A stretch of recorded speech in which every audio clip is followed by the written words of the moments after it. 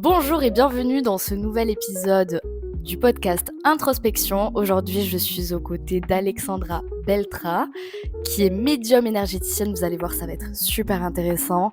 On va passer un petit temps ensemble, donc je vous invite à prendre une petite tasse de thé, une petite tasse de café et de profiter de ce moment ensemble. Bonjour Alexandra. Bonjour Marie. Ce podcast est sous le signe de l'authentisme, les amis, donc on va s'amuser ensemble, vous allez voir. Du coup, bonjour Alexandra, donc parle-nous un petit peu de toi. Qui es-tu? Quelle pratique proposes-tu? Alors, je suis Alexandra Beltrin, j'habite sur la commune de Cassano d'Estretofon et je suis médium, énergéticienne et je purifie également les lieux de vie. J'accompagne l'enfant, l'adulte, l'entrepreneur depuis maintenant plus de 5 ans à se délester, à se libérer des blocages émotionnels, psychologiques, énergétiques, des mémoires transgénérationnelles, des mémoires karmiques, de plusieurs blocages qu'ils peuvent rencontrer sur leur chemin de vie et qui leur permettent plus d'avancer comme ils souhaiteraient avancer. Waouh, c'est bien vaste. Et ça fait combien de temps que tu fais ça? 5 ans maintenant. D'accord. Et qu'est-ce qui t'a amené alors à entrer sur ce parcours de thérapeute, de médium, d'aide à l'autre? Alors, mon parcours personnel m'a amené donc du coup à rebondir sur cette casquette de thérapeute. Au départ, qui d'ailleurs n'était pas du tout à l'idée d'être thérapeute un jour, pas du tout, même si j'étais très attirée par tous ces domaines-là. C'est mon histoire personnelle. Alors déjà, mon combat avec la maladie, Ok. une maladie auto-immune et où je suis passée par des moments assez difficiles et qui m'ont fait comprendre que le corps physique allouait des messages et que par moments, des somatisations se créent avec le corps. On perdait le contrôle de ce corps parce que Ok. notre émotionnel ou parce que des choses ou des mémoires aussi karmiques, transgénérationnelles pouvaient bloquer. Et c'est tout ce combat depuis 2010 avec la maladie qui ont fait que j'en suis aussi arrivée là. J'ai fait aussi une mort imminente. Euh, Donc une expérience de mort imminente, aussi appelée EMI? Oui, tout à fait. Ah waouh. Celle-ci justement sur mon lit d'hôpital en 2010, quand j'ai été hospitalisée, à peu près 1 mois. Vers la fin, mon corps lâchait vraiment, mon corps physique et ce qui s'est passé, c'est que j'appelle le service, hospitalier qui me suivait où j'étais surveillée d'assez près et pourquoi je les appelle? Parce que je sentais mon corps s'enfoncer, j'entendais plus rien dans mes oreilles, j'avais le cœur qui, palpitait, à fond et même presque à m'en faire mal.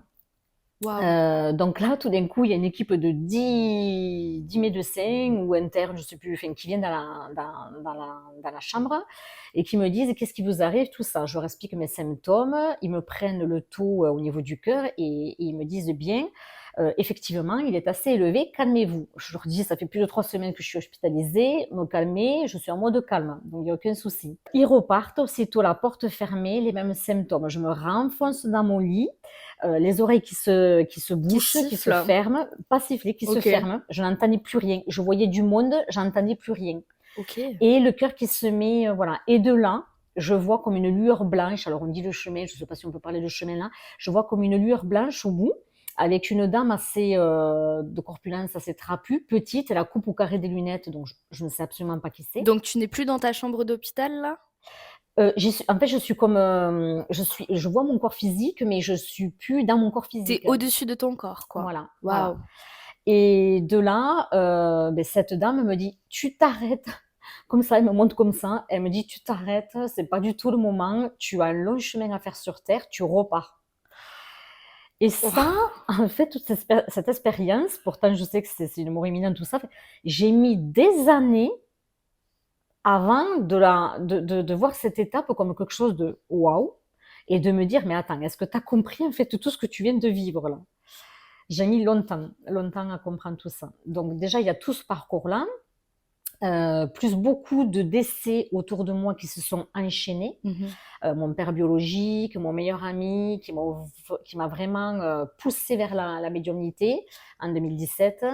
ma grand-mère qui était une mère de cœur, voilà, et tout ça en 2 ans de temps, c'est décédé. Waouh! Et du coup, est-ce que pendant toute cette transition, cette découverte, est-ce que tu as été accompagnée? Est-ce qu'on t'a un petit peu mis sur la voie, pour comprendre, ce que tu avais vécu? Cette expérience de mort imminente? Alors Cette justement, maladie aussi? alors la maladie, oui, dans un sens parce que je suis quelqu'un qui va toujours, au cœur de moi-même, aller m'observer depuis enfant. Donc aujourd'hui, j'ai 46 ans, ça fait quand même 16 ans que je me fais accompagner par phase de cycle au besoin de ce que je ressens et de ce que je D'accord. traverse. Donc oui, bien évidemment que j'ai été accompagnée dans le cas de ma maladie, sur le plan physique, sur le plan émotionnel et tout autre.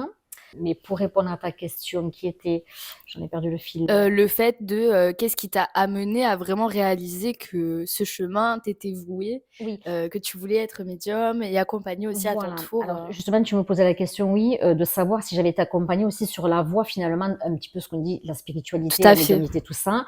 Non, j'ai traversé tout ce chemin, la nuit noire, fait tout ce qu'on peut évoquer autour de tout ça, les étapes d'évolution. Tout ça, je les ai vraiment, abordées seule, en me documentant, en me nourrissant d'ouvrages ou de thématiques. Alors j'ai fait quelques petites, formations, mais c'est davantage vraiment moi, mon chemin aussi d'autodidacte. Je suis Mmh. très autodidacte. J'ai réveillé beaucoup de connaissances, donc claires connaissances, qui ont fait que j'en suis arrivée là. J'ai été très peu accompagnée pour ce chemin de l'éveil. C'est plus l'éveil qu'on Mmh, voulait c'est aborder, l'éveil, ouais, voilà. tout à fait.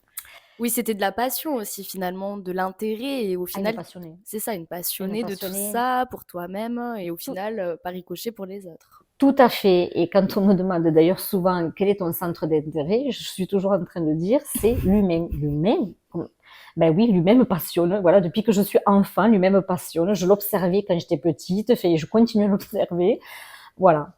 Oui, parce qu'on peut dire aussi, Alexandra est une grande hypersensible Oui, et c'est aussi, bah, ta personnalité et en tant que grande sensible et empathe, c'est tout naturel, d'aller dans ce chemin-là, de l'aide à l'autre. oui, Donc aujourd'hui, ça fait 5 ans du coup que tu es médium, oui. Mais thérapeute? si je peux te Oui. couper, Marie, pour rebondir sur ce qui m'a accompagnée pour mon parcours, il y a Mmh. aussi une autre thématique et je pense que ça fait aussi partie beaucoup de mon chemin.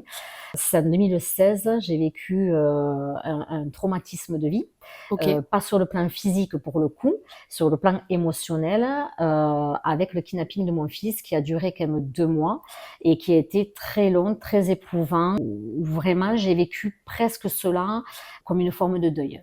Ah waouh! Tellement que ça a été violent émotionnellement. Voilà. Donc ça, c'est suite à la rencontre d'un pervers narcissique, OK. pardon, qui fait que tout ça m'a amené vers ce parcours-là aujourd'hui, pas de simple thérapeute pour moi, mais de thérapeute pour les autres. Et c'était dans le but d'aider mon enfant D'accord. à distance, par l'émotionnel, par tout ce qu'on a pu rencontrer, éprouver. Et de là, un jour, je me lève et puis je dis, non mais là, je ne peux pas garder tout ça pour moi, il faut que je le mette au service des autres. Et j'ai décidé de me mettre auto-entrepreneuse. Voilà. D'accord. Parce que du coup, pour ton enfant, c'est-à-dire tu lui as envoyé des bonnes ondes, comme on peut dire?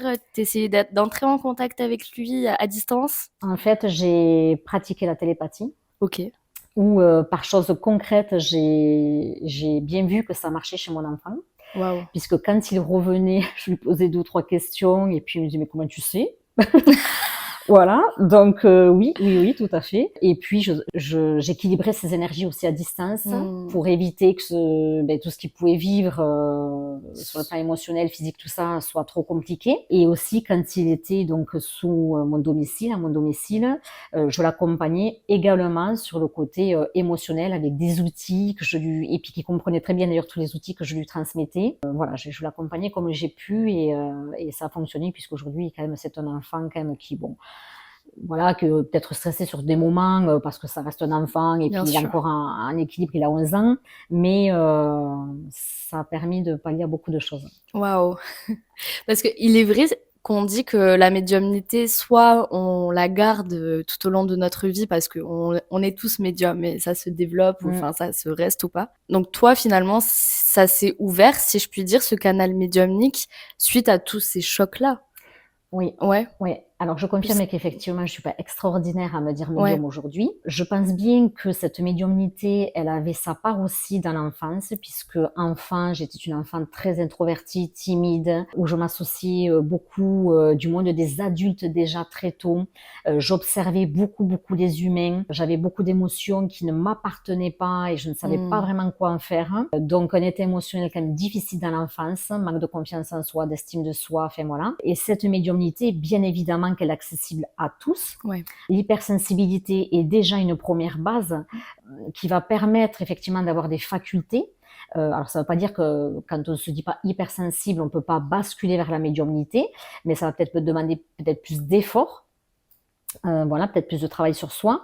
Et l'hypersensibilité, déjà, c'est quelque chose par rapport à l'hypersensibilité qui est important de comprendre. Ouais. Cette sensibilité, elle n'est pas anodine. Elle vient de toutes nos vies précédentes. C'est-à-dire? Voilà. Elle vient, si vous voulez, à la rencontre de toutes les expériences qu'on a pu rencontrer, qu'on a pu vivre, OK. d'où aujourd'hui elles interagissent avec nos vécus d'ici. D'accord. D'où pourquoi à des moments, on va rentrer en sensibilité, en empathie, en fonction de tel et tel vécu qu'on vit. Par exemple, un cas concret, je ne sais pas si on vous dit, tiens, ma voisine, elle a le cancer. Enfin, moi, je sais que tout ça, ça m'émeut, voilà. Mmh. Ça, l'hypersensibilité, elle vient résonner parce qu'on a vécu plusieurs expériences similaires dans nos vies précédentes, d'où l'hypersensibilité. Ça, c'est quelque chose à comprendre. D'accord, donc tout hypersensible est potentiellement relié, encore à toutes ces vies passées, Oui. mais est-ce qu'on est tous reliés à ça ou c'est vraiment que les personnes dans le cadre de l'hypersensibilité? Principalement les hypersensibles. OK, Voilà, puisque les waouh! hypersensibles sont dites pour moi des vieilles âmes, Mmh. donc elles ont déjà bien cheminé leur cycle d'âme, Ouais, et que des personnes qui vont être moins dans le cadre de l'hypersensibilité vont être plus dans le cycle jeune de l'âme d'accord. et moins du coup dites d'expériences rattachées aux vies précédentes. Et est-ce que du coup tu peux donner un petit peu des clés pour savoir si, on pourrait se qualifier d'hypersensible ou pas? Tout à fait, dans les ressentis déjà corporels, dans les émotions qui vont aussi nous envahir lors de situations, comme je l'évoquais par exemple tout à l'heure, quand on vous signale que, ou c'est quand on vous dit voilà la voisine a un cancer, enfin voilà, Mmh. l'empathe, l'hypersensible est toujours touché par le vécu dit négatif ou Mmh. voilà d'une personne. OK. Une situation dans la rue, une violence, tout ça. Nous, on a déjà traversé tout ça. Les D'accord. guerres, on les a déjà vécues. Donc tout ça, ça va venir encore plus nous happer qu'une personne qui est au début de son cycle. Waouh!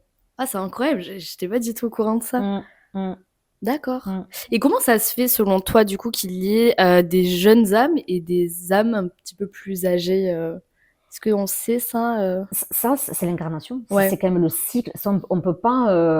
Enfin, moi, là, en tout cas, j'aurais pas plus d'explications OK. que ça, dans le sens où pour moi, il y a un cycle vraiment d'une roue, comme une roue.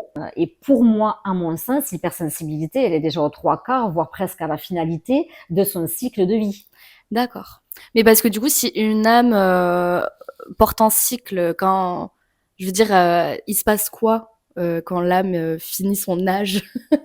Alors Vu là, qu'on ça, est c'est des vieux? questions qui Ouais, moi-même, à mon sens, mais ça ne reste que ma vérité à moi, c'est certainement soit de se réincarner à nouveau sur un autre cycle, peut-être, d'accord. voilà, ou bien alors de rester dans ce monde dit astral et tout ça, pour peut-être avoir d'autres missions plus élevées. Ça, je n'ai pas la réponse, voilà. OK. Oh mais C'est même moi, parfois, des questions que je me pose aussi. ouais.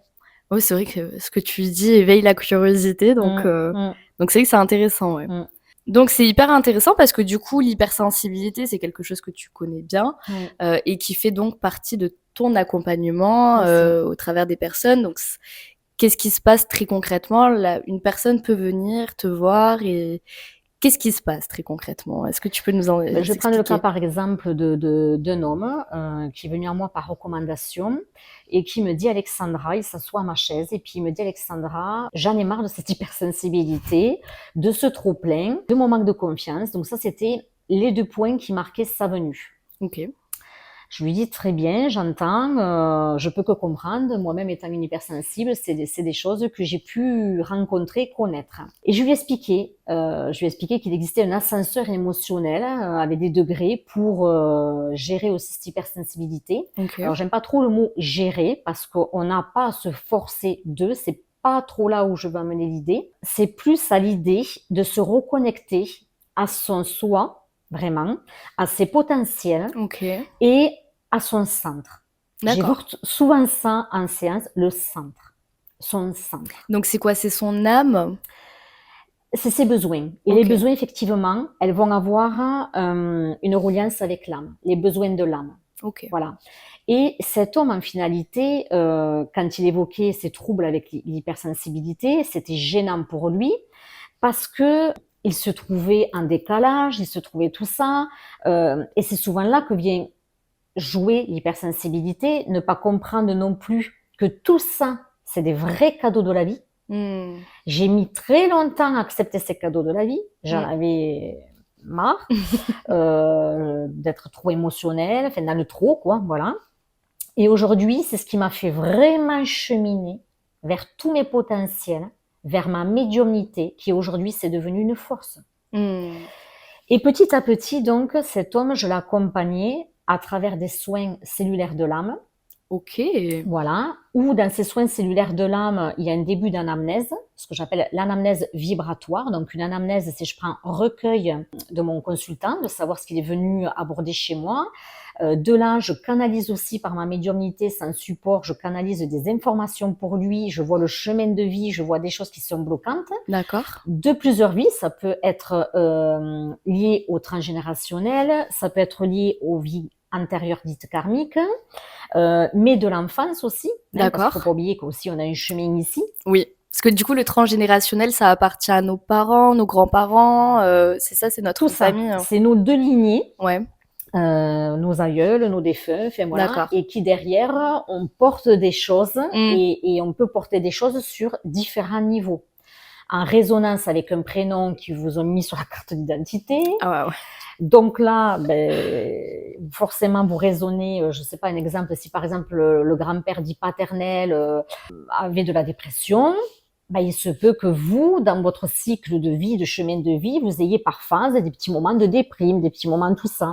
Donc il est important d'aller couper, en fait, pas les liens d'amour rattachés à ces lignées, mais d'aller transmuter tout ça, transcender tout ça pour l'ancêtre qui finalement a besoin d'être apaisé, mais également jusqu'à vous qui représentez ce schéma répétitif. Tout à fait, ouais. Donc finalement, se libérer, quoi. Exactement. D'accord. Donc du Exactement. coup, si je récapitule, donc tu fais l'anamnèse, vibratoire, Voilà. tu fais une canalisation pour voir un petit peu la personne, C'est sur les ça. liens karmiques, les vies C'est antérieures. tout. Je fais une étude en fait. Exactement, je fais une ouais. étude, une étude de l'âme de mon consultant. Waouh. Voilà. Et là, donc, j'ai plusieurs infos. Donc, j'explique aussi beaucoup parce que je suis cette thérapeute-là aussi qui a besoin que mon consultant puisse vraiment avoir des clés et comprendre ce qu'il vit.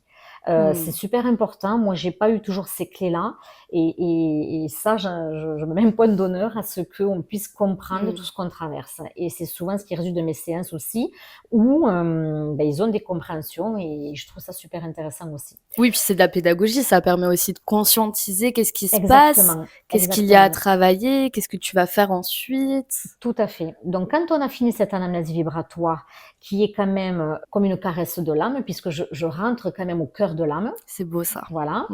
Ce qu'on peut dire aussi dans la bibliothèque Zana Akashique pour ceux qui sont aussi connectés avec ça. Du coup, Annales Akashiques, tu peux Zana Akashique, c'est la définir? bibliothèque de l'âme. Ok. Voilà. C'est toutes les mémoires de l'âme. D'accord. Bibliothèque, annales, mémoire akashique, tout ça pour moi, c'est la même chose. Discours. C'est vraiment toutes les mémoires, tout l'historique de l'âme. Waouh. Un disque dur. C'est exactement comme ça souvent que je l'évoque. Voilà. D'accord. Voilà. Et puis, donc, quand on a terminé ça, je dis à mon consultant, voilà, il y a peut-être 2, 3, 5, 6 séances à mener. Alors, pourquoi j'ai accès des fois approximativement au nombre de séances? C'est parce que par canalisation, je vois les gros points noirs, les grosses thématiques à libérer, à débloquer, pour que cette personne arrive à se connecter à son âme, à être en accord avec lui-même et rentrer en rayonnement et en joie avec lui-même. Waouh. Transformation. Donc, j'ai accès donc à quelques thématiques et qui me font penser qu'il pourrait y avoir telle et telle séance, tel nombre de séances. D'accord. Maintenant, libre à l'autre de les mener, d'aller jusqu'au bout ou pas. Tout à fait, ouais. Voilà.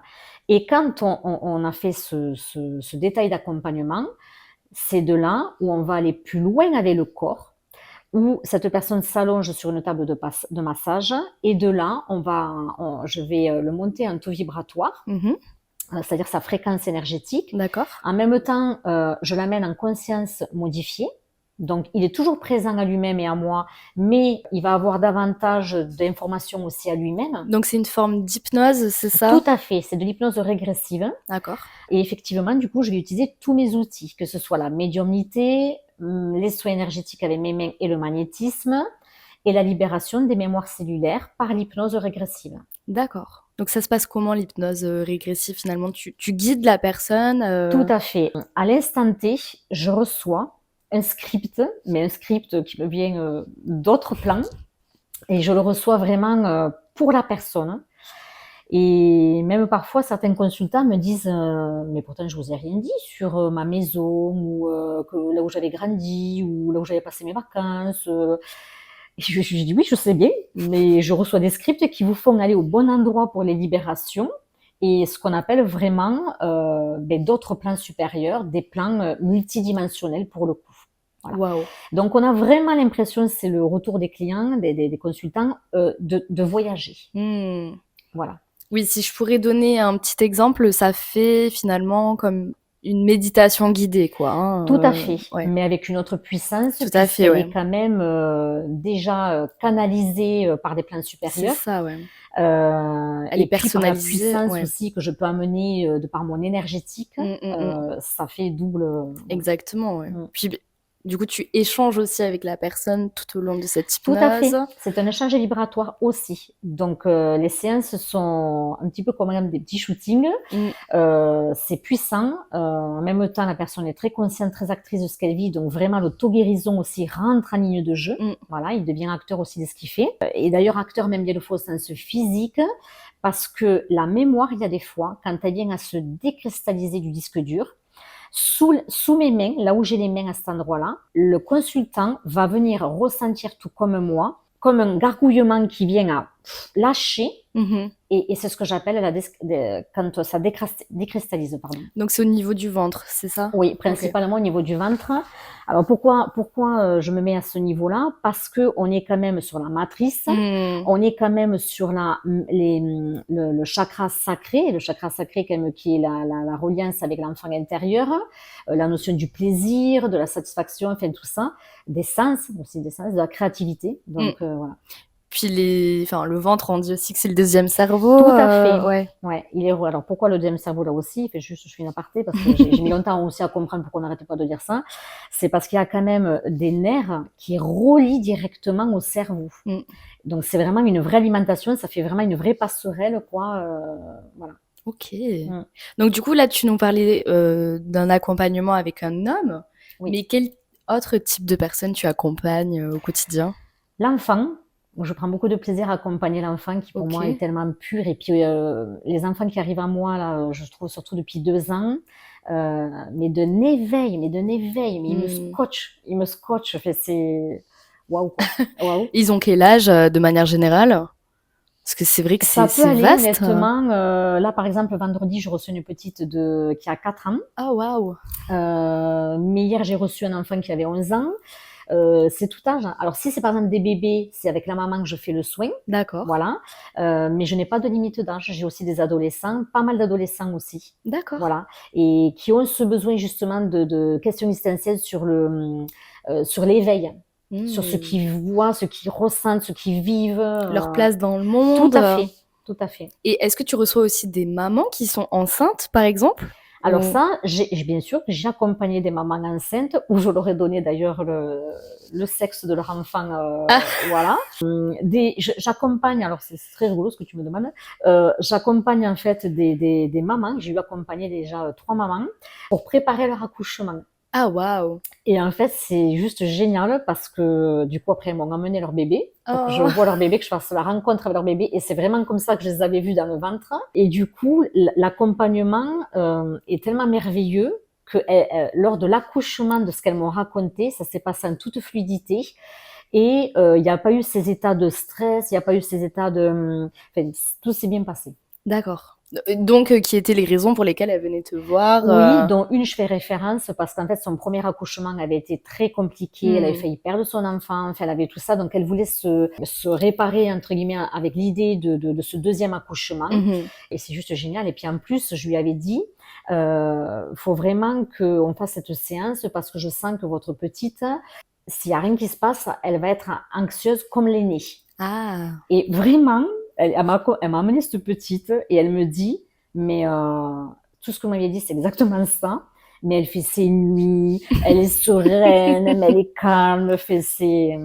La vie de rêve, pour un nouveau parent, Ah, ça, je m'éclate aussi à faire tout ça. C'est fabuleux, c'est la vie, quoi. Ah oui, C'est bah la oui, vie. complètement et j'imagine que du coup tu accompagnes, peut-être des parents qui essaient d'avoir un enfant, ça peut arriver ou Alors ça c'est un petit peu j'ai pas eu encore le tendancieux? cas, parce que du OK. coup, il doit y avoir très certainement un blocage. Donc là, il faut aller à l'origine par étude, de comprendre pourquoi. Et effectivement, peut-être que ça appartient à des lignées où il y a eu peut-être des pertes d'enfants, où il y a, enfin voilà, il faut aller faire une étude. Donc là, j'ai pas eu encore la demande. J'ai eu des problèmes de libido. On est venu à moi pour des problèmes de libido. Tout est rentré dans l'ordre derrière. Mmh. J'ai eu du coup, quand on prépare ses mamans à l'accouchement, ça signifie aussi que l'incarnation de ce petit être va être beaucoup plus efficace, beaucoup plus optimale pour lui. D'accord, ouais. Oui, il arrive sur un terrain plus vaste, Préparé, préparé, ouais, c'est ça. préparé. Nettoyé Voilà, déjà de base, voilà. d'accord, donc la maman, le couple tout court, non? Tu accompagnes aussi des couples? Oui, effectivement. Donc, je suis médiatrice donc en relation au niveau de tout ce qui est dénoué des conflits. D'accord. Donc, ça peut être des familles entières. Donc, j'ai déjà accompagné des familles de 5 personnes, donc Ah enfants et waouh! parents, la base, ou simplement des couples, des mères avec leurs filles, fait des choses, ou mère à fils, fait des choses comme ça. Donc là aussi, j'adore ce genre de séance parce que c'est tellement beau quand on voit une famille arriver pour diverses problématiques au sein de la famille et que, par exemple, il y a un enfant sur les 3 qui évoque le problème qu'elle n'a pas eu assez de saucisses à table. Voilà, et que finalement le père la regarde, oui, en gros, je comprends pas trop, tu me parles de la saucisse là, fais-moi, qu'est-ce que ça vient faire là? Et en fait, donc du coup, je leur fais faire un jeu de rôle par la méthode ESPER, où j'ai été OK. formée avec le psychologue donc Jacques Salomé. Ah oui, Voilà, et enfin belle pas référence. directement avec Ah lui, OK. mais c'est un de mes mentors, voilà, D'accord. et lui qui en fait a mené des formations pardon en communication méthode ESPER. D'accord, OK. Voilà, et j'ai fait une formation de 10 jours là-dessus et je me suis éclatée aussi. Et c'est comme ça que je mène mes séances avec plusieurs outils, ma médiumnité, l'énergétique et les outils de la méthode ESPER. Waouh! Voilà, et donc de là, on évoque la saucisse, ils étaient tous les deux, donc ils comprennent le malaise, ça a duré même pas 5 minutes. Et puis donc le père, je lui donne des outils pour essayer de dénouer cette histoire de saucisse à table pour la prochaine fois. Et puis de là, à la fin de la séance, ben, ils lâchent prise tous les deux. Et il y a l'enfant qui vient à serrer son père dans les bras. Et qui OK. finalement partent à l'idée que la saucisse, finalement, elle serait plus tout étendue à table, mais elle serait coupée par morceaux, chacun aurait 2 morceaux. Donc pour vous dire qu'à des moments, l'être humain peut paraître beau, mais très complexe. Il suffit d'un petit quiproquo, d'une non-communication dite exprimée, dite verbale, qui génère derrière des conflits plus ou moins amplifiés. Et je trouve ça tellement dommage. Et voilà, et j'ai cette force de pouvoir dénouer tout ça et je m'éclate à faire ça. Parce qu'après, pour revenir à cette fameuse saucisse, entre nous, on est d'accord pour dire que c'était juste, la partie visible, de l'iceberg. Toi, tu es vraiment allée en profondeur de Tout de à ce fait, conflit, tout à voilà, de fait, la source, tout à fait. d'un manque d'amour sans doute, De, d'écoute, de mais d'écoute, en fait, reconnaissance. Ouais, d'écoute, de c'est ça, reconnaissance, ouais. de communication, tout simplement, Mmh. d'échange, en fait, Ouais. de chacun, d'accueillir chacun. C'est ça, Et ouais. c'est comme le couple, je fais référence rapidement à un couple de cet été, qui me disent au bout de la deuxième séance, en général c'est 2-3 séances sur ce genre de prestations, pas OK. plus. La deuxième séance, ils se regardent tous les deux en me disant, en fait, on s'est retrouvés tous les deux bizarres, parce qu'il y avait tellement de disputes, il y avait tellement de ci, de là, de conflits, que entre la première et la deuxième séance, on s'est retrouvés très sereins, c'était très calme. Et ils me regardent tous les deux, presque en voulant me dire, est-ce que c'est normal en fait? Mais c'est un petit peu ce que vous êtes venu chercher, j'avais envie de dire. Voilà, donc là, pour le coup, ils m'ont bien fait rire aussi. Voilà. Waouh! Oui, mais en effet, en très peu de séances, tu changes la vie de beaucoup de personnes. Oui. Donc, il y a aussi cet aspect couple, cet aspect familial. Et tu accompagnes qui d'autre aussi, du coup? Est-ce qu'on a tout fait? Bon, l'adulte, l'enfant, l'entrepreneur. D'accord. Voilà. Maintenant, depuis à peu près un an et demi, j'accompagne l'entrepreneur à prendre sa place, à rentrer en légitimité de lui-même, à se reconnaître dans des valeurs, valeurs financières, valeurs morales, valeurs tout, voilà. À sortir des croyances limitantes qui font partie de son chemin, qui bloquent son avancée sur son projet, OK. à ce qu'il réussisse, à ce qu'il se sécurise, se stabilise. Voilà. En termes financiers, Tout à fait. d'image, ouais. De tout, sa visibilité, mais c'est pas ma première casquette, c'est davantage plus stabiliser, pérenniser son côté financier, son abondance, attirer à lui les bons clients aussi, parce qu'il peut y avoir plusieurs problématiques à ce niveau-là. D'une vie karmique, il a pu rentrer en faillite de quelque chose, il y a feedback, répétition dans cette vie, il y a un Ah ouais. blocage. Ah oui. Transgénérationnel, pareil. Ah bah oui, ça, le transgénérationnel, j'imagine même pas. Oui, par Ouais. exemple, quelqu'un qui a tout perdu. Hmm. Je sais pas, une ferme où tout a brûlé. Et oui, Ben là, il y a une mémoire. ça fait écho, ouais, Et évidemment. donc, si derrière, ça veut dire que par rang de lignée, de défunts, de transgénérationnels, d'ancêtres, on se retrouve jusqu'à nous bloqués. Ouais. Si dans l'enfance, on a entendu tout le temps, ou on a vu nos parents avec la reliance avec l'argent compliqué, les huissiers ou tout autre, ou même, enfin, parler d'argent, oh, c'est difficile, la fin du mois. Enfin, Oui, on vit dans la peur et dans la crainte. mais oui, donc constante. en fait, je les aide, je les amène à sortir de l'insécurité, à se reconnaître, pareil, à se reconnecter à leur âme, à prendre leur place et à développer tout leur potentiel. Voilà, parce que je vais aussi canaliser des choses qui seront vraiment justes pour eux. Et voilà. Waouh! Et est-ce que tu fais des soins aussi à leur entreprise de façon générale ou c'est juste vraiment la personne que tu vas voir C'est un ensemble. En premier lieu, bien évidemment qu'on est obligé de traiter l'origine du particulier, c'est-à-dire de l'être humain qu'il est. Mais bon, ce qu'on notait après, le côté, la reliance avec son entreprise. D'accord. Voilà. Donc c'est un petit peu plus de séances, mais pas non plus, voilà, ça peut être 10 séances pour un entrepreneur. Donc en même temps, j'ai envie de dire, de déconstruire tout un chemin, Et oui. pour moi, c'est rien du tout. C'est un sacré Pour travail. briller, pour rayonner, Bien voilà. sûr, ouais. Et puis prendre toute sa place. Donc voilà, il y a ça. Et puis il y a la purification aussi de son lieu professionnel. Voilà, donc là, c'est intéressant aussi. S'il veut aussi actionner là-dessus, si je vois un blocage, parce qu'il y a je fais la purification du lieu de vie perso, mais également pro, dans la mesure où là, je vais être à même aussi de faire une étude et je vais voir les blocages qui peuvent résulter dits énergétiques, mais dits aussi des blocages naturels, comme des failles d'eau, des failles souterraines d'eau, des failles terrestres, des mémoires de murs, enfin bon, tout un tas de choses. Et qui entraînent quoi finalement Qui entraînent pas mal de blocages, des blocages d'abondance, des mises à l'arrêt des chantiers, des problèmes de vente de maison, des insécurités, des problèmes de sommeil, des migraines, des maladies, tout un tas de domaines. On n'a pas lieu, mais la santé du lieu, c'est aussi la santé de soi. Ah waouh! Voilà. Donc point de vigilance si vous dormez mal, s'il y a des problématiques chez soi. C'est la base. Ok. Donc tu fais aussi cet accompagnement de nettoyage énergétique de lieux. Tout à fait. En plus des entrepreneurs où tu les guides finalement à retrouver un équilibre entre leur vie professionnelle et personnelle aussi finalement. C'est être en cohérence quoi. Exactement, c'est tout à fait ça. Ouais. Puis à se définir aussi, parce qu'il y a des fois il y en a qui n'arrivent pas bien à se définir par leur identité. Donc ça, c'est des choses que je canalise et je peux aussi voir avec eux l'étude vibratoire de leur slogan, de leur... Enfin, voilà, tout ça, c'est des choses que je fais assez facilement. Ok, voilà. D'accord. pour vraiment leur donner un positionnement finalement, tout à fait, prendre leur place. pour savoir mieux parler d'eux, Exactement, et être la en parole en accord. public, tout ça, quoi. D'accord. Waouh! J'ai cru aussi entendre, dans la petite oreillette que tu faisais des contacts défunts, des choses comme ça. Est-ce que tu peux nous en parler un petit peu Alors, plus? tout à fait. Je suis donc médium clairaudiente, clairvoyante. Donc c'est-à-dire, C'est-à-dire, alors la clairaudience, c'est des sons, alors, il peut y avoir deux choses. Au départ, j'entendais des sons, Mmh. ça a évolué. Aujourd'hui, j'entends clairement qu'on me parle dans mon oreille. Comme si, là, Comme si tu je me te parlais. chuchote, là, hein? Exactement. Ah C'est waouh! tout à fait ça. C'est incroyable. Voilà. Mais au départ, pour ceux qui veulent comprendre la clairvoyance, la clairaudience, pardon, ça peut être amené par justement ces effets de acouphènes. D'où là, il y a, en fait, c'est un début, il faut le débloquer, il faut le travailler, il faut le pratiquer. Donc, c'est des sons vibratoires. Et c'est notre pensée, l'intuition qui va venir décoder le message par son. OK. Voilà.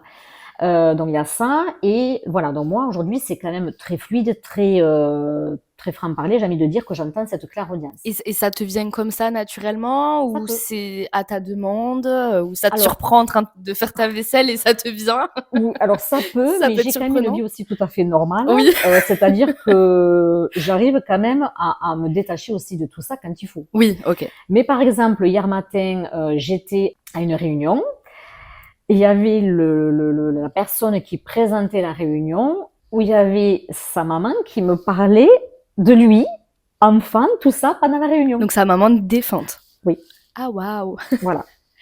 Oui, Donc, ça c'est incroyable, quand même, voilà. ouais. Donc clairaudiente, et tu disais aussi clairvoyante. Alors, clairvoyante, ce n'est pas voyante dans le sens, souvent, ce qu'on associe à la cartomancie, tout ça. C'est davantage, de toute façon, le médium, c'est entre deux plans, hein, c'est ça, la notion du médium. Et c'est souvent, quand même, la connexion avec ce monde supérieur, ce monde, donc, des défunts. Pour rappeler aussi la clairaudience, j'entends beaucoup mes lignées. J'entends beaucoup ma grand-mère maternelle, maintenant principalement, qui me parle. Est-ce que c'est ce qu'on appelle les guides? Tout à fait. Alors là, ça sera encore un autre sujet. Ah. Il y a beaucoup de choses à ce niveau-là, mais il y a plusieurs rangs de guides. Des guides peuvent être là ponctuellement. Vous pouvez changer de guide au fur et à mesure de votre chemin de vie. Il peut y avoir un guide, ça peut être aussi donc un ancêtre proche, mais ça peut être aussi un animal, l'animal totem aussi. Ça peut être les archanges, les anges, tout ce qui est de l'ordre religieux, Dieu, tout ça. Enfin, c'est très vaste. C'est le monde vaste, des oui, guides. en effet, très, ouais. très, très vaste. Voilà. Mais du coup, tu as ta grand-mère qui vient et qui t'aide du coup dans ta pratique aussi en séance. Ouais. Complètement, complètement. C'est génial d'être en contact. Complètement. Et donc il y a ça, et puis donc la clairvoyance, ça va être davantage par des flashs. Donc des images mentales. Alors c'est les deux. Je peux avoir le flash. Alors le flash, comment je pourrais te dire? Il y a quelque chose là qui me vient, mais je peux pas en parler là. J'ai fait un salon du bien-être il y a pas longtemps, où j'avais un stand, et avant même d'y être, la veille pour le lendemain, je savais que je serais à côté de tel prestataire. D'accord. Voilà. Et ça, c'est un flash. Ah oui, j'ai une image de la personne et du stand. Donc c'est une image qui pop-up comme ça face à toi, ou c'est interne dans ta tête? C'est très particulier comme question, mais alors, je trouve ça trop intéressant. Il y a un mélange des deux, Marie. Parce que si tu veux, c'est comme si je le voyais là devant moi comme un écran. Mais c'est très, très, très rapide. D'accord. Voilà. Et en même temps, je pense que c'est une vision. Donc la vision, ça appartient quand même aux yeux, la pensée, l'intuition. L'intuition, c'est quoi? C'est la première pensée dans la seconde là qui arrive, qui est le déclencheur de ce qu'on capte à l'intuition. D'accord. Sinon après on met du mental, et après du coup c'est mentalisé, c'est plus du tout de l'intuition. Oui, et oui, c'est ça. C'est ça qui est très difficile finalement, c'est de faire la part des choses, quoi. Donc finalement tu fais du contact défunt, tu fais des consultations médiumniques. Donc là, c'est-à-dire que c'est pas un soin, c'est quoi une consultation médiumnique? Alors une consultation médiumnique, ça va être une consultation comme un petit peu dite, comme si vous alliez voir la voyante, et je vais avoir accès au passé, présent, futur. Là, aujourd'hui, je n'utilise pas de support, c'est-à-dire que je prends ma feuille et je fais une lecture intuitive, c'est-à-dire que je canalise des choses, des mots, dans vos annales akashiques, dans vos mémoires, dans les mémoires de l'âme. Et c'est très facile pour moi, par exemple, d'entendre le mot moto, de voir un voyage, notion de voyage, voilà. Et donc là, je note juste votre prénom, votre nom et la date de naissance. Et souvent, j'écris parce que je reçois, je canalise des informations. Et nous, est-ce qu'on peut te poser des questions ou Bien juste évidemment. D'accord, ouais, donc Oui, tout à fait. Alors d'ailleurs, je suis pour ce genre d'échange vibratoire parce que ça va être beaucoup plus puissant pour mon consultant, parce qu'on va davantage amener la séance encore plus profondément dans les réponses sur le chemin de vie, dans les idées du chemin de vie qu'on pourrait recevoir. Donc c'est-à-dire que commencer une consultation médiumnique peut entraîner aussi la personne à entrer dans un chemin de guérison ou pas du tout Alors, oui et non, ça va pas non plus amener à la guérison, mais un chemin, oui, puisque je rentre quand même au cœur de l'âme, donc il y a quand même un effet aussi de conscience qui peut se produire. Par exemple, une personne qui n'avait pas lieu de comprendre pourquoi son appartement ne se vendait pas, je lui ai demandé, parce que je ressentais qu'il y avait de l'argent qui avait été impacté dans cet appartement d'un ancêtre. Elle me dit oui, tout à fait, c'est ça. Et je lui dis, il y a quelque chose de là à débloquer. Maintenant, j'amène sur ce chemin-là, passé, présent, futur. Et ensuite, on libère pas quand même là à travers cette consultation médiumnique. Dans ces cas-là, après, il faut acter pour le soin cellulaire de l'âme. Voilà. Mais ça peut faire un premier pas pour comprendre les blocages. Il y a déjà la moitié du travail presque qui se fait. Oui, c'est ça. Parce que c'est comme si, ma consultation médiumnique, c'est comme si vous veniez sur votre chemin de vie à faire une compréhension de toutes ces années que, en gros, vous avez vécues. Voilà. Oui, donc ça permet aussi finalement de savoir sa mission d'âme, de vie. Oui, alors j'aime pas trop ce mot parce qu'on vient des fois à moi avec ça. Pourquoi la mission et quelle est ma mission, tout ça. Et je réponds toujours, parce que moi-même j'ai aussi été questionnée par ça, pour mon propre chemin. Et j'ai plutôt envie de vous dire que la mission, elle va venir à vous naturellement, instinctivement, lorsque vous aurez été à votre vraie rencontre. Oh, waouh. Voilà. Et c'est ce qui s'est passé pour moi. D'accord. Donc, aligné avec soi-même. Exactement. Quand on s'est trouvé, quand on a compris comment on fonctionnait, comment on marchait, quand on est sorti de la dualité, quand on n'est plus en lutte avec soi-même, quand on s'accueille dans sa part d'ombre et dans sa part de lumière. Voilà. Quand on a connecté là avec son véritable intérieur, son âme, l'alignement, là, les choses, elles viennent naturellement se dessiner. Mais ça demande beaucoup de temps quand même. Oui et non, puisque moi quand je vois qu'en quelques séances, au moins de 10 séances, je parle peut-être 5-6 séances, je vois les personnes me dire, je rayonne, je médite alors que je méditais jamais. Ah, j'ai rencontré quelqu'un. Ah, ben non quoi. Ou cette personne t'a recontacté. Aussi, hein, voilà. Donc je me dis, mais 5-6 séances, c'est quoi sur le chemin de vie avec tout ce qu'on a traversé, tout ce qu'on a cheminé? C'est rien quoi.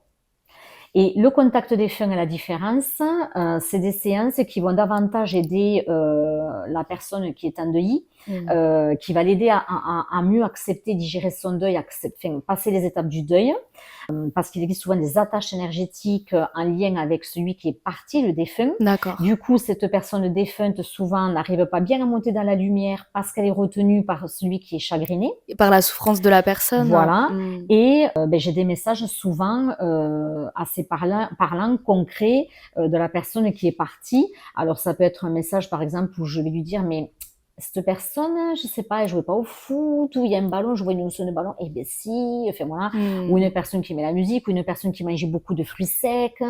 Oui, voilà. C'est bien précis. Voilà, je vois des choses assez concrètes comme ça qui permet aussi de rassurer mon consultant à savoir que je suis bien en contact avec le défunt concerné, hein, parce que bon, je peux comprendre aussi que sur mes domaines de compétences, il y a aussi beaucoup de personnes qui se sont installées et qui ont parfois dit un petit peu charlatans et qui parfois ont amené les personnes dans des dérives, à ne plus savoir vers qui ils devaient se tourner et qui était le juste du pas juste. Ouais. Voilà, donc j'arrive à rassurer. Sur la Voilà. personne. Et j'ai un nouveau projet d'ailleurs où je vais amener des consultations contact des femmes en collectif. Donc ça, c'est ma prochaine mission. Waouh! Donc c'est-à-dire, en conférence Tout à et fait. ensuite, Tout à fait. qui veut venir te parler en termes C'est de ça. défunt? Waouh, C'est ça, ça. c'est Alors, je fais déjà des incroyable. conférences sur des salons du bien-être, tout ça. Mais là, pour le coup, c'est réellement, ça serait vraiment consacré au contact des faits en collectif, puisque je le fais d'une façon individuelle où j'adore mener ce genre de séance. Mais là, ça serait davantage en collectif. En collectif, d'accord. Et juste pour revenir à la consultation, donc pour une personne qui est en deuil, comment ça se passe? Tu vas voir la personne une fois, plusieurs fois? Il y a juste ce contact défunt ou il y a aussi un accompagnement aussi en termes de soins? Alors, tout dépend si la personne me dit, voilà, je vous appelle parce que je veux rentrer en contact des femmes avec telle personne. Donc, dans ces cas-là, là, c'est une séance contact des femmes. Et à travers cette séance, il y a quand même une étape de guérison de mémoire parce qu'on va rencontrer l'âme de cette personne, enfin, on va tout ça. Ensuite, si je ressens que à travers cette séance, ce n'est pas suffisant, je peux proposer à la personne de me reconsulter, pas pour du contact des femmes, pour le soin cellulaire de l'âme, où là, je vais peut-être canaliser d'autres choses qui viennent entraver sa guérison, et on va peut-être faire une séance, voire quelques séances, j'en sais rien. Là, ça dépend de la personne et du cas. Oui, c'est toujours du cas par cas finalement, et l'accompagnement se fait naturellement en fonction de ce qui te vient.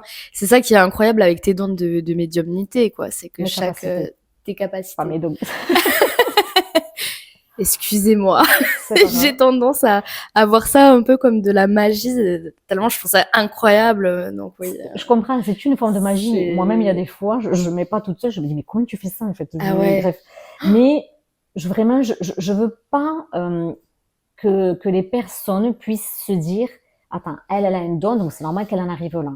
Je veux que ce soit accessible à chacun. Voilà, d'où pourquoi j'insiste vraiment avec capacité et non pas la notion de don. Et du coup, ce qui peut introduire un petit peu brièvement le fait que tu proposes des stages, des formations pour justement développer cette part médiumnique. Tout à fait. Ouais. Alors, effectivement, depuis maintenant plus de 4 ans, je propose plusieurs stages, dont un sur la médiumnité avec divers justement sujets. On va approcher la lecture intuitive, un petit peu dite automatique, mais plutôt intuitive.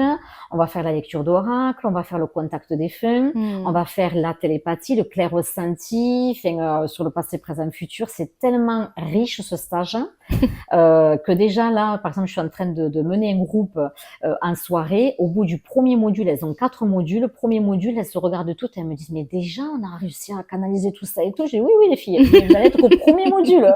Donc attendez de voir déjà la fin, comment ça va se passer. Donc non, c'est juste génial et pour vous dire que finalement c'est accessible à tous.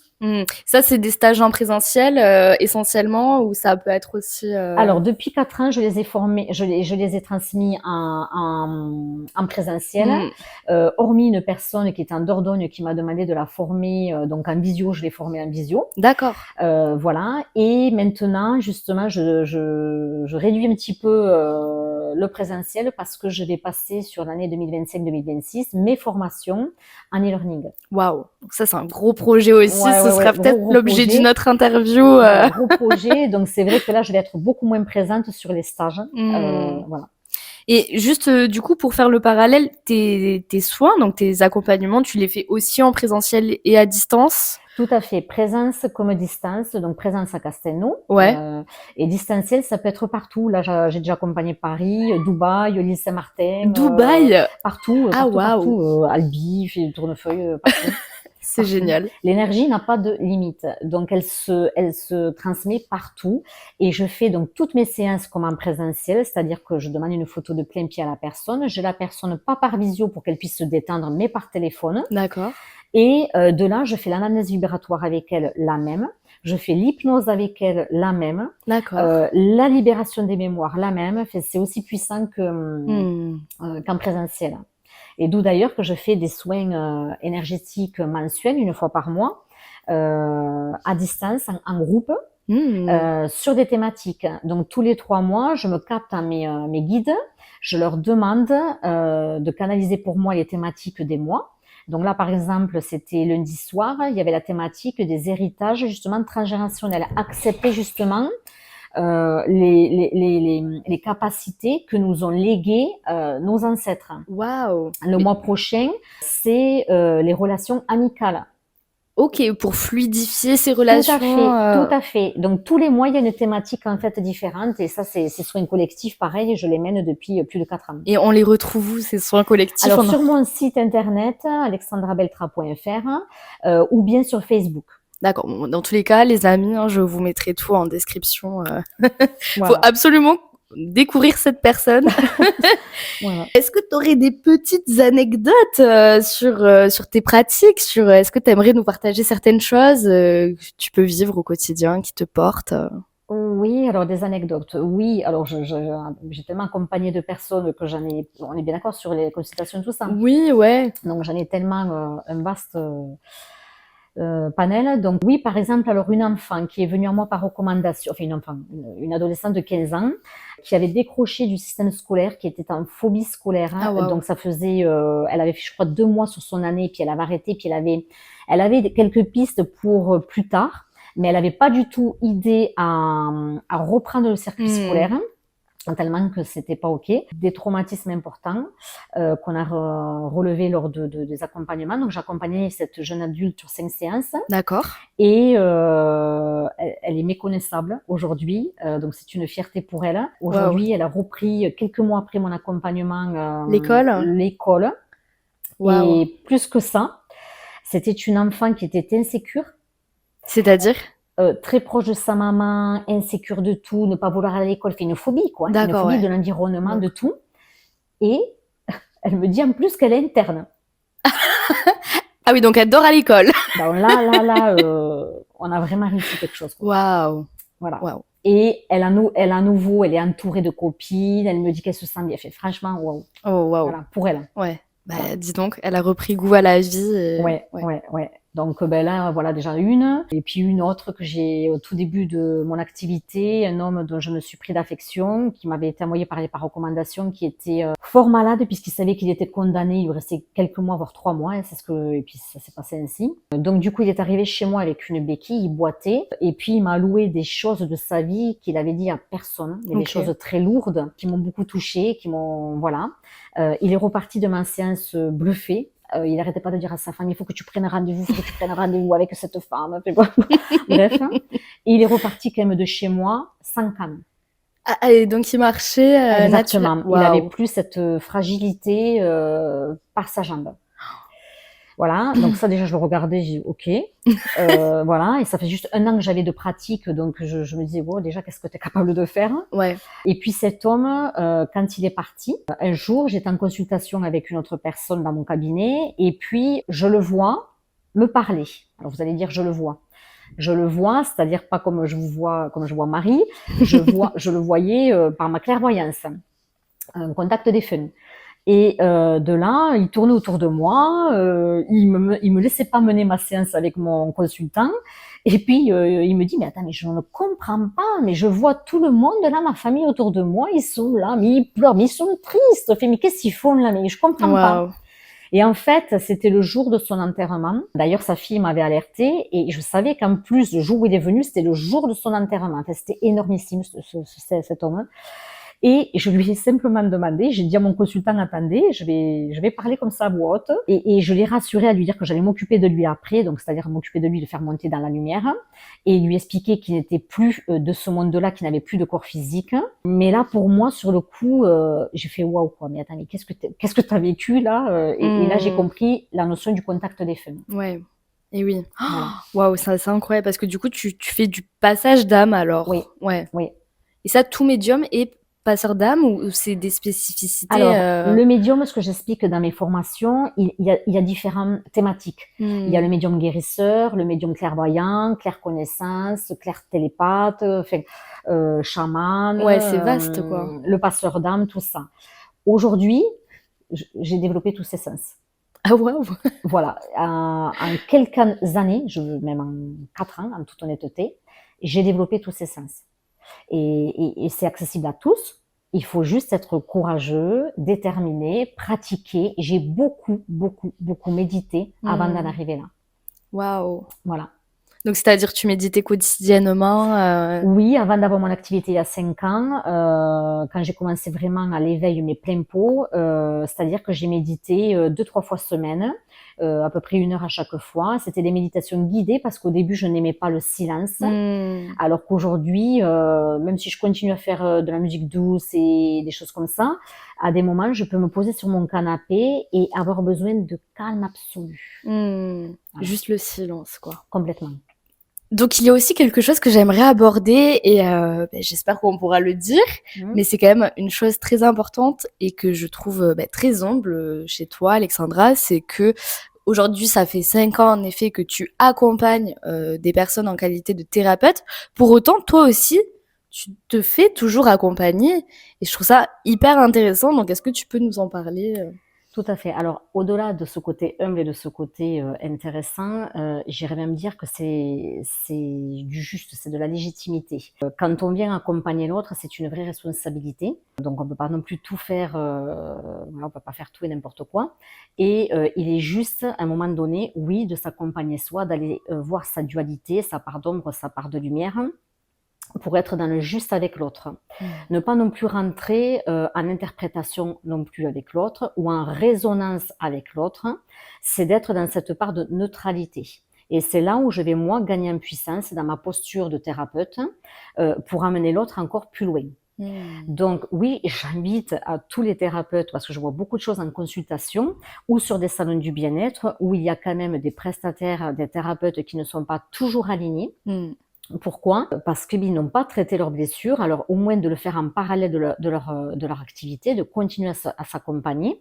Ça fait moi maintenant bientôt 16 ans, j'ai 46 ans, donc depuis mes 30 ans, je me fais accompagner par diverses phases de cycle, au besoin, en fonction de ce que je traverse. Et c'est toutes ces expériences dites dépassées, sur lesquelles je me suis fait accompagner, qui aujourd'hui me permettent d'accompagner l'autre, parce que j'ai dépassé ces blessures. Et je suis rentrée en résilience. C'est incroyable. Je trouvais ça hyper pertinent de le dire et de le rappeler aussi parce que on ne cesse finalement d'apprendre sur soi, sur les autres, sur la vie. Donc, Tout à fait. Et puis, c'est quand même aussi sortir du syndrome du sauveur et c'est d'être dans ce juste équilibre entre le donner et le recevoir. C'est se mettre aussi en posture aussi prioritaire de se dire, OK, je donne, j'ai des consultants, mais derrière, je reçois et je me permets, je m'autorise à recevoir. Voilà. Eh ben, bravo en tout cas. On n'a pas évoqué une pratique aussi que tu faisais parce que tu aides sur le plan énergétique, sur le plan médiumnique, thérapeutique, mais tu aides aussi le corps.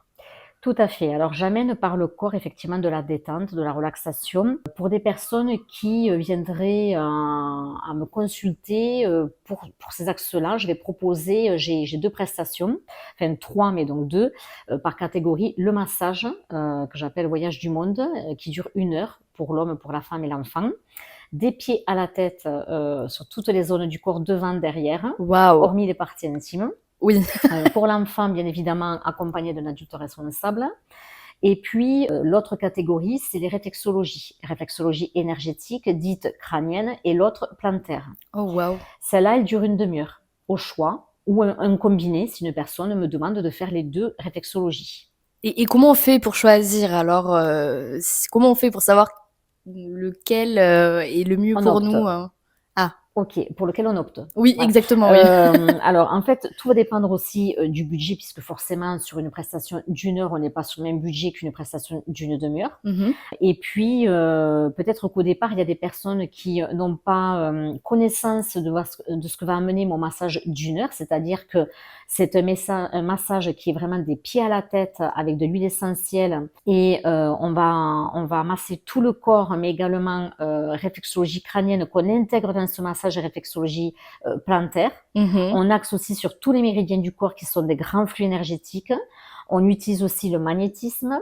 Donc vraiment, dans ce massage, il est très complet, il est Waouh. drainant, c'est une mise aussi en confiance du corps, de soi, l'image de soi, de la détente. Mmh. Il est très, très, très, très, avec un mélange de 5 massages à l'intérieur, Waouh. avec différentes techniques. Voilà, donc il est très complet. Et donc pour celles qui voudraient limiter le budget, se prendre soin d'elles par de la détente, et qui connaissent aussi les réflexologies, vont opter du coup pour la réflexologie, c'est-à-dire un massage d'une demi-heure. Voilà. D'accord. Je n'ai pas voulu faire un massage par zone d'une demi-heure. Voilà, ça me parlait pas. J'ai préféré passer par la réflexologie qui, je trouve, quand même, a son efficacité, son intensité. La réflexologie crânienne, il y a une réflexologie d'abord faciale, crânienne, où il y a des zones, où je perçoa des zones de tension, voilà. La nuque, les épaules et les bras et les mains, qui est la réflexologie palmaire. Génial. Donc souvent, ça amène à libérer la charge mentale, à amener à de la détente, accéder au sommeil. Enfin, c'est très, très intéressant. Réflexologie plantaire, ça va être demi-jambe, les pieds, la voûte plantaire, puisque c'est quand même la carte du corps, Mmh. des petits Les organes qui sont organes. sous la voûte plantaire. Donc c'est très intéressant aussi pour permettre aussi davantage de connexion avec la terre, l'ancrage. Et à travers quand même ces massages qui sont dits aussi quand même thérapeutiques dans un sens, mais plus donnés sur le corps et les tensions du corps, je vais également être connectée à mes sens et ma médiumnité, mes fluides de magnétiseuse. Donc si je perçois des choses ou si je canalise des choses, je n'hésite pas à la dire à la personne. D'accord. Pendant les massages ou réflexologie, si la personne a besoin d'une détente profonde sans parler, je m'adapte, elle ferme les yeux, elle est dans sa détente, elle est avec elle-même. OK. Si par contre la personne souhaite rester en échange vibratoire avec moi, c'est tout à fait aussi possible, voilà. D'accord. Ouais, mais donc quoi qu'il en soit, finalement, dans toutes tes consultations, il y a de la pédagogie, il y a de la conscientisation, C'est c'est ça, assez incroyable, c'est quoi, ça, hein, tu amènes toujours les personnes à conscientiser tout simplement. C'est exactement. Mmh. c'est vraiment ta signature, quoi. Oui, oui, oui. Mmh. Bon, mais je pense qu'on peut le dire aussi, hein, moi, je suis aussi venue te voir, Alexandra, en qualité de consultante. Mmh. On s'est rencontrés vraiment un fruit du hasard, les Mmh. amis, mais quelle libération!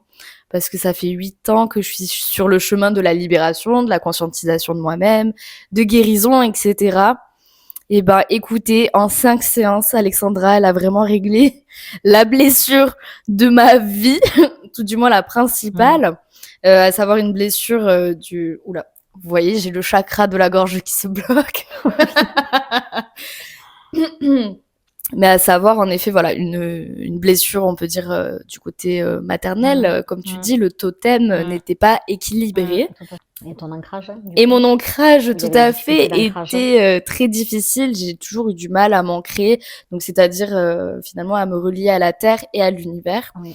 Et Et l'univers encore, si je peux dire, tu y arrivais quand même assez, puisque c'est ça, l'univers, c'est le céleste, c'est le terre, et exactement. je te trouvais quand même très connectée à tout ça. Mm. Hein. Sauf que je commençais à m'ancrer, mais sauf que je me désancrais en l'espace de 2 secondes, quoi. Mm, Rester vraiment les pieds sur la terre, ce n'était pas possible. mm, Parce qu'il y avait cette vie antérieure qui faisait écho à cette vie d'aujourd'hui.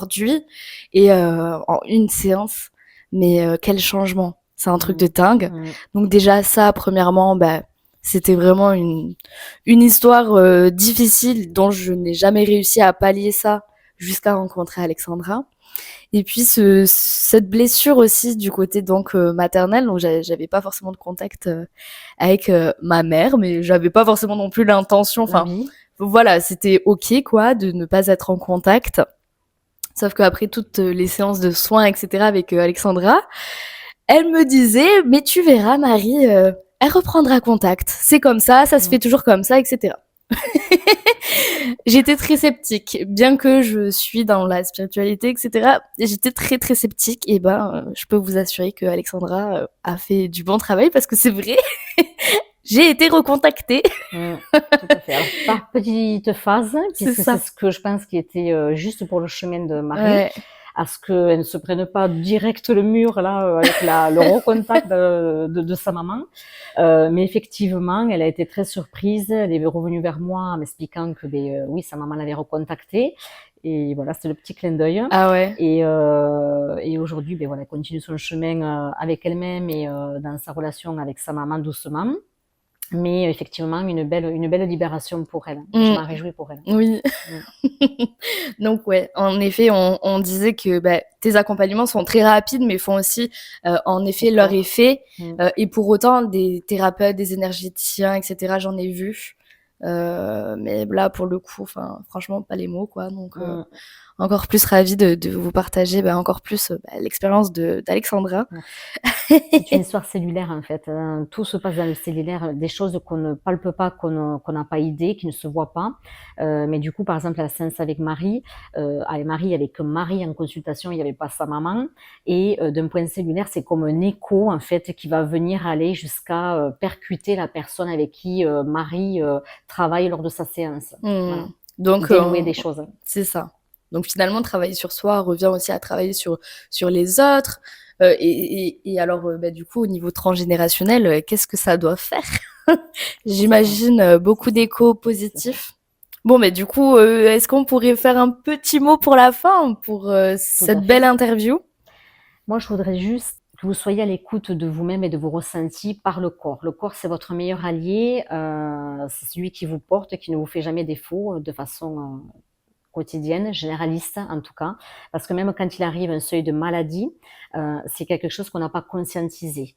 Et c'est là, c'est déjà un petit peu tard au niveau de la conscience. Tout est possible, bien sûr, mais c'est déjà, vous avez dépassé déjà des bornes, on va dire. Mais le corps, il est capable de vous donner des alertes en permanence.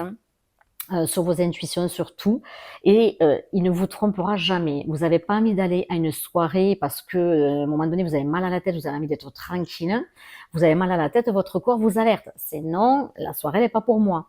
Vous rentrez dans un lieu, vous avez des ressentis, des maux de ventre, des choses comme ça.